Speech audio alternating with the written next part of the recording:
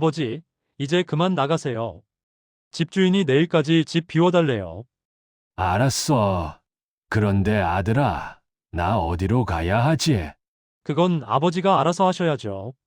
저희도 애들 키우느라 힘들어요. 이 대화는 2년 전 제가 임대차 계약이 끝난 집에서 짐을 싸며 큰아들과 나눈 대화입니다. 그날 저는 깨달았습니다. 연금이 있어도, 돈이 좀 있어도 정작 살 곳이 없으면 아무 소용 없다는 걸요. 안녕하세요. 저는 경기도 수원에 사는 67세 남자입니다. 35년간 중소기업에서 성실히 일하고 퇴직했습니다. 국민연금과 퇴직연금을 합쳐 매달 220만 원 정도 받고 있습니다. 남들이 보기엔 괜찮은 노후를 준비한 것처럼 보이죠. 하지만 저에게는 치명적인 문제가 하나 있었습니다. 바로 집이었습니다. 자식들 대학 보내고 결혼 자금 보태주느라 평생 전세로 살았던 저는 결국 갈 곳을 잃었습니다. 전세금은 올라가는데 월세는 감당하기 어렵고 그렇다고 자식들 집에 얹혀 살 수도 없는 노릇이었죠. 연금 220만 원이면 괜찮은 거 아니냐고 생각하실 수도 있습니다. 하지만 서울 수도권에서 혼자 사는 노인이 월세로 살기엔 턱없이 부족한 돈이었습니다. 그런데 저는 놀라운 사실을 알게 됐습니다. 연금 220만 원으로도 충분히, 아니 여유롭게 살 수 있는 방법이 있다는 걸요. 그것도 서울 근교에서 깨끗하고 안전한 곳에서 말이죠. 오늘 제 이야기를 끝까지 들어주세요. 여러분이나 주변의 어르신들이 저처럼 헤매지 않도록 이 정보를 꼭 공유해 주세요. 영상이 도움되셨다면 좋아요와 구독 버튼도 눌러주시면 큰 힘이 됩니다. 자, 이제 제가 어떻게 갈 곳을 찾게 되었는지 그 이야기를 시작하겠습니다. 퇴직 축하합니다. 35년 정말 수고 많으셨어요. 회사 동료들이 건네준 꽃다발을 받으며 저는 복잡한 심정이었습니다. 기쁘기도 했지만 한편으로는 막막했거든요. 저는 평생 성실하게 살았습니다. 아내와 결혼해서 아들 둘을 낳고 매일 새벽같이 출근해서 밤늦게 퇴근했죠. 회사에서는 모범 사원이었고 집에서는 가장으로서 책임을 다했습니다. 하지만 한 가지 실수가 있었습니다. 바로 내 집 마련을 미뤘다는 거죠. 아이들 대학 보내고 나면 집 사자, 결혼 자금 보태주고 나면 우리 집 마련하자. 아내와 그렇게 약속했습니다. 하지만 계획대로 되지 않았죠.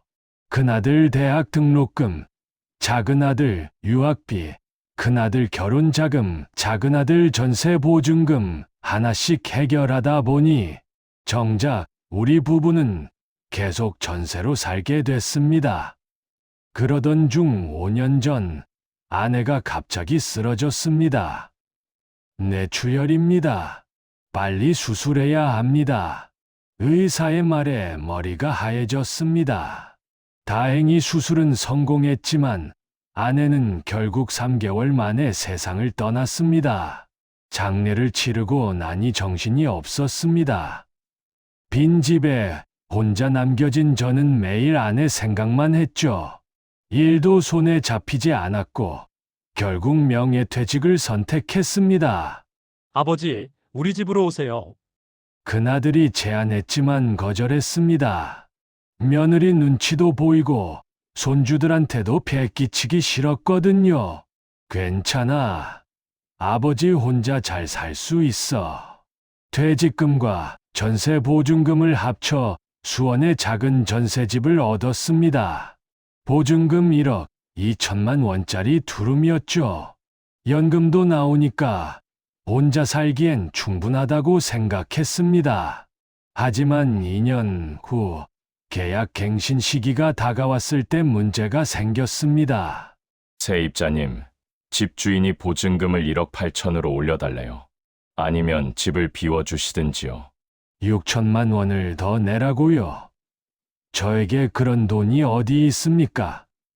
다른 집을 알아봐야겠구나. 하지만 현실은 더 가혹했습니다. 부동산을 돌아다니기 시작했습니다. 처음엔 자신 있었어요. 연금이 220만 원이나 되니까요.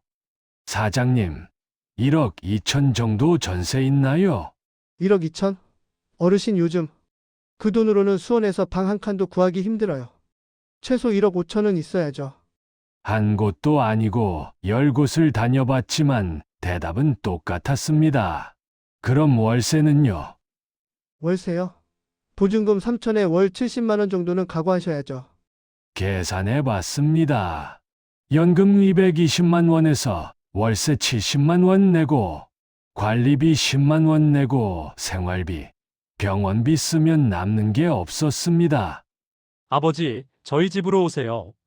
더 이상 혼자 사시기 힘드시잖아요. 큰아들이 다시 제안했습니다. 이번엔 거절할 수가 없었죠. 그렇게 큰아들 집으로 들어갔습니다. 처음 한 달은 괜찮았습니다. 아들도 며느리도 잘 대해줬고 초등학교 다니는 손주들도 할아버지가 온 게 신기한지 좋아했죠. 하지만 2달째부터 분위기가 달라지기 시작했습니다. 여보, 아버지 기침 소리 때문에 애들이 잠을 못 자요. 새벽에 화장실 가는 소리가 들렸습니다. 며느리가 남편한테 불평하는 소리였죠. 엄마, 할아버지가 자꾸 TV 크게 틀어서 공부가 안 돼요. 손주의 말에 가슴이 찔렸습니다. 저는 점점 방에만 있게 됐습니다. 식사 시간에만 나가고 TV도 거의 보지 않았죠. 내가 이 집의 손님이 아니라 짐이 된 것 같았습니다. 아버지, 죄송한데요. 처가 부모님이 다음 달에 오신대요. 한 달 정도 계실 것 같아서요. 아들이 난처한 표정으로 말했습니다. 무슨 뜻인지 알겠더군요. 나보고 다른 데 가 있으라는 거였죠. 그래, 알았다. 작은 아들한테 가볼게. 작은 아들에게 전화를 걸었습니다. 아버지, 저희 집은 좀 신혼집이라 좁아서요. 그리고 아내가 임신 중이라 예민해요. 형한테 계시는 게 나을 것 같은데요. 결국 갈 곳이 없었습니다. 고시원이라도 알아봐야 하나. 인터넷으로 수원 고시원을 검색했습니다. 보증금 300만 원에 월 45만 원. 화장실도 공용이고 방은 겨우 3평이었습니다. 그날 밤 잠이 오지 않았습니다. 내가 35년을 일했는데 연금도 받는데 왜 이렇게 살 곳이 없는 거지?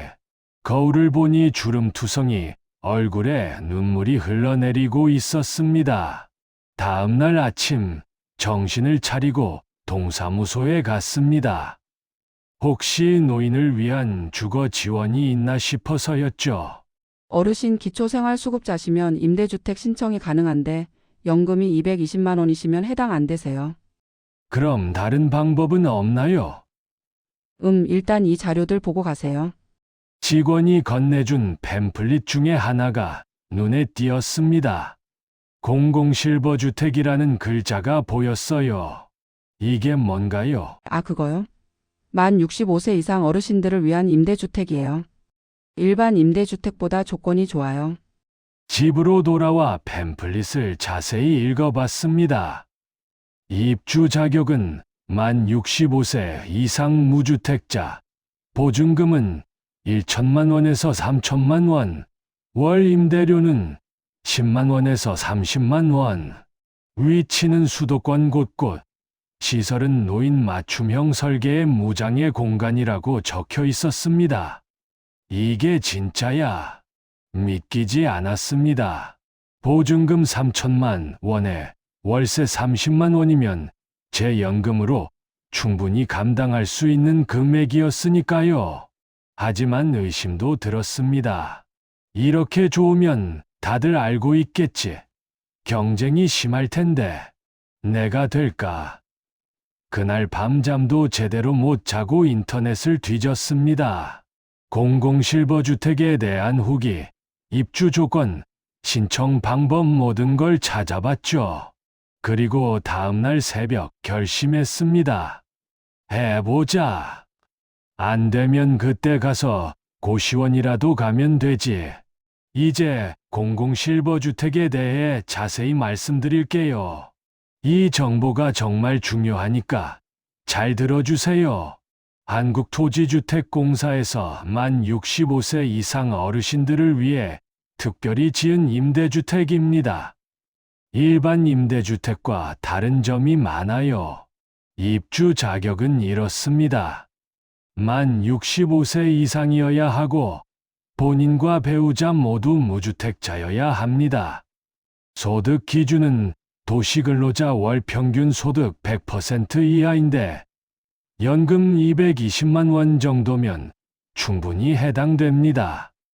비용은 지역마다 차이가 있지만 보증금은 1천만 원에서 3천만 원 사이, 월 임대료는 10만 원에서 30만 원 정도입니다.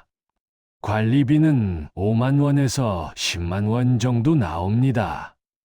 예를 들어 수원 근처는 보증금 2,500만 원에 월 임대료 25만 원 정도였어요. 시설은 정말 노인을 위해 만들어져 있습니다. 문턱이 전혀 없어요. 무장애 설계라고 하더군요. 화장실에는 안전바가 설치되어 있고 비상벨도 있습니다. 복도가 넓어서 휠체어도 다닐 수 있어요. 건물 안에는 경로당도 있고 작은 도서관도 있습니다. 건강관리실도 있고 공동 텃밭도 있더라고요. 안전관리도 철저합니다. 24시간 관리실이 운영되고 일주일에 2~3번 생활지원사가 방문합니다. 응급 상황이 생기면 바로 대응할 수 있는 시스템이 갖춰져 있어요. 교통도 편리합니다. 대부분 지하철역에서 도보로 10분에서 15분 거리에 있고 근처에 병원이랑 마트도 있습니다. 시내버스 정류장도 가까워요. 신청 방법도 어렵지 않습니다. 청약센터 홈페이지에 들어가서 공공실버주택 입주자 모집 공고를 확인하면 됩니다. 필요한 서류는 주민등록등본, 가족관계증명서, 소득증빙서류, 무주택 확인서 이렇게 4가지입니다. 온라인으로도 접수할 수 있고 직접 방문해서도 할 수 있어요. 경쟁이 있으면 추첨을 하고 없으면 선착순입니다. 중요한 팁을 드리자면 모집 공고가 1년에 2~3번 정도 나옵니다. 지역마다 경쟁률이 다른데 수도권 외곽이 상대적으로 낮은 편이에요. 국가유공자나 장애인은 가산점이 있고요. 일단 입주하면 계약 갱신이 비교적 쉬운 편입니다. 기존 주거 방식과 비교해 볼까요? 전세로 살려면 보증금이 1억 5천만 원 정도 필요한데 공공실버주택은 보증금 2,500만 원에 월 25만 원이면 됩니다. 전세는 2년마다 보증금 상승 압박이 있고 목돈이 계속 필요하지만 실버주택은 안정적이고 월 부담도 적습니다. 게다가 노인 친화적으로 만들어져 있죠. 월세로 살려면 보증금 3천만 원에 월 70만 원 정도 내야 하는데 실버주택은 보증금 2,500만 원에 월 25만 원이면 됩니다. 월 부담이 3분의 1 수준이고 안전시설도 완비되어 있어요. 요양원은 월 200만 원에서 300만 원이 드는데 공공실버주택은 월 25만 원의 생활비만 있으면 됩니다. 요양원은 자유가 없고 비용이 높지만 실버주택은 독립적으로 생활할 수 있고 비용도 저렴합니다. 연금 220만 원으로 계산해 보면 이렇습니다. 월세 25만 원, 관리비 7만 원, 식비 50만 원, 병원비 20만 원, 기타 생활비 30만 원, 다 합쳐도 132만 원입니다. 그럼 88만 원이 남는 거예요. 이 돈으로 저축도 하고 여가 활동도 할 수 있습니다.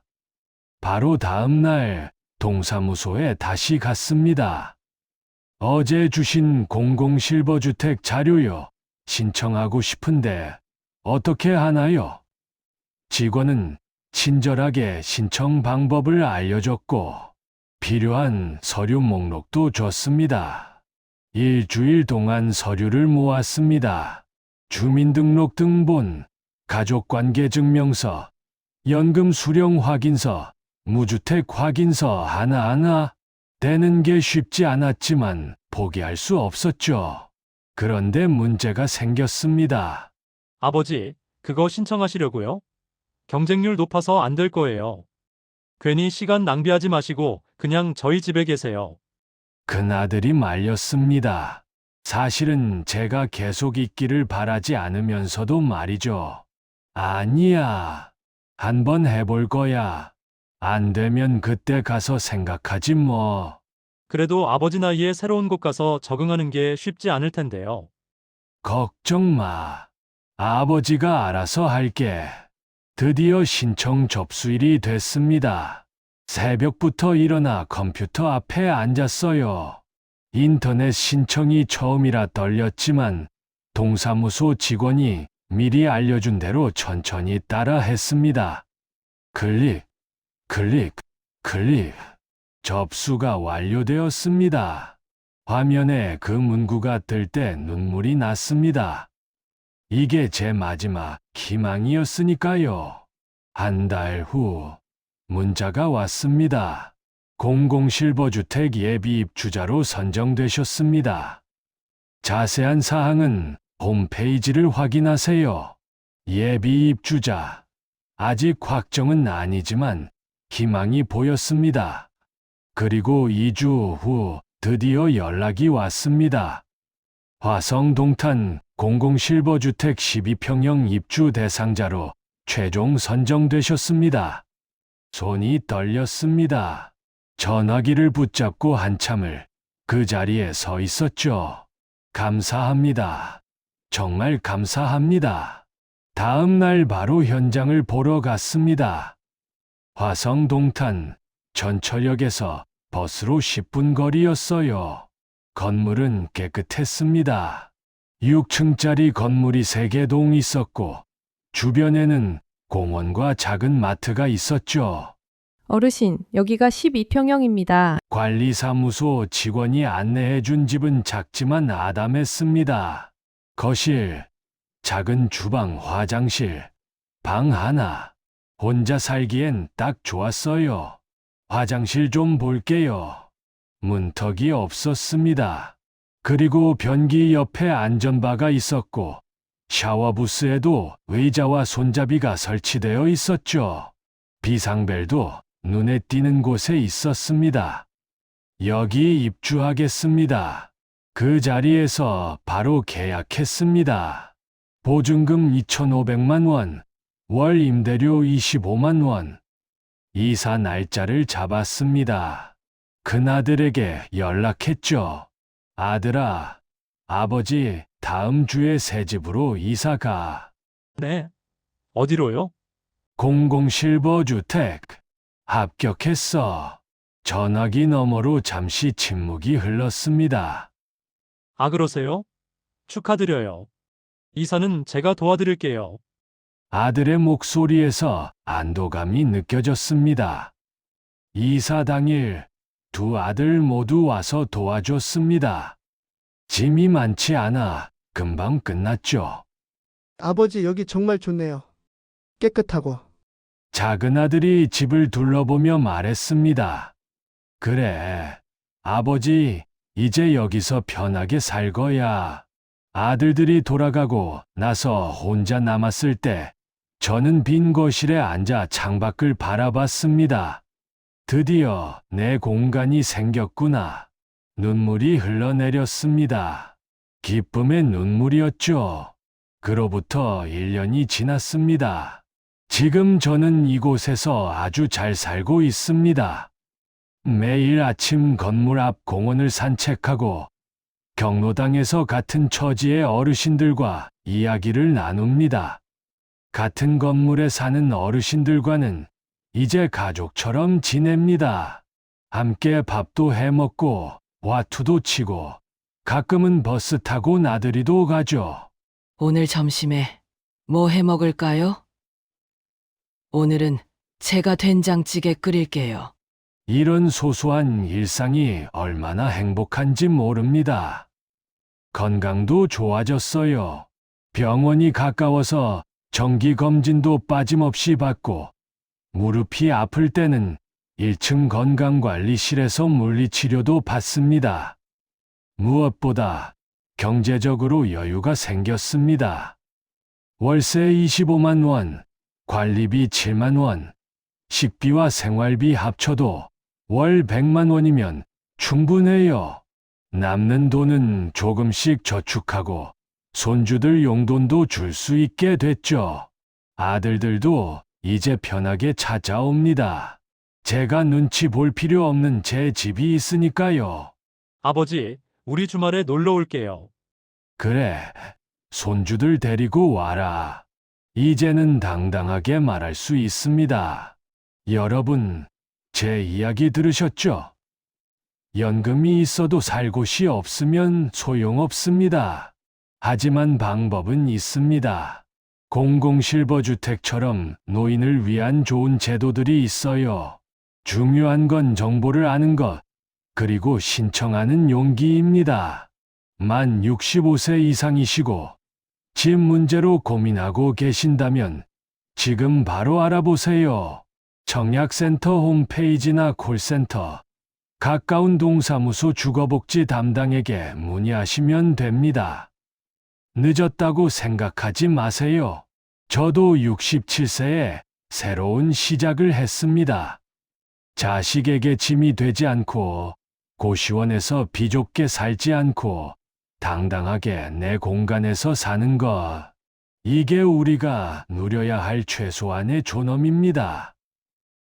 이 영상이 도움되셨다면 좋아요 버튼 눌러주시고 구독도 부탁드립니다. 그리고 주변에 이런 정보가 필요한 분들께 꼭 공유해 주세요. 여러분 모두 편안하고 당당한 노후 보내시길 진심으로 바랍니다. 긴 이야기 들어주셔서 감사합니다.